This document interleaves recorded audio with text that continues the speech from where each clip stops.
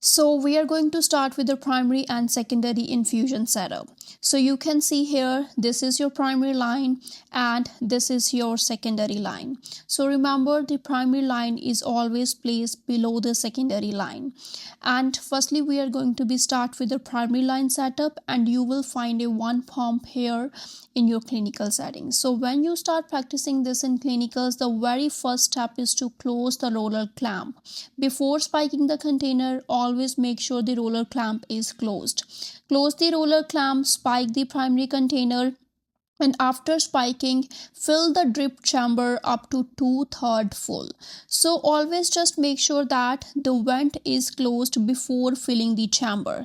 So once it's 2/3 full, then you can open the vent after 2/3 full. So slowly open the roller clamp to prime the tubing after the vent is open. So you can see it here that I'm just slowly opening the roller clamp to prime the tubings, where you are going to be remove the air and prime the tubings. So once priming is complete, close the roller clamp again. So your primary line setup is now completed.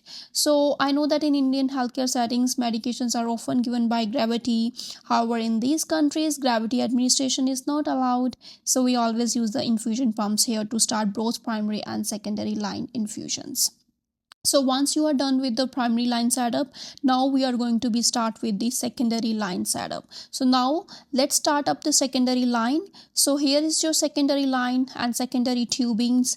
And again, before doing anything, always close the roller clamp of the secondary tubings as well. So this is the tubing, so you can always close the roller clamp, and then you can spike the secondary medication container. So I'm going to just connect here, attach the tubings to the Y connector, because I personally love the back priming techniques because it saves the medication and prevents the waste. So to do this, attach the secondary tubing to the Y connector, and then you are going to be lower that secondary bag below the primary and then open its roller clamp. So you will see the primary solution flow down into the secondary tubings, removing air and priming the tubing without wasting any medications. So once the chamber fills and the tubing is primed, then you can close the roller clamp.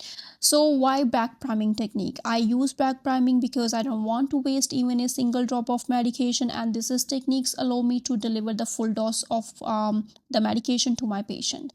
So this is only for the compatible solution. So now both the primary and secondary lines are fully primed and you are ready to start your infusion on the pump.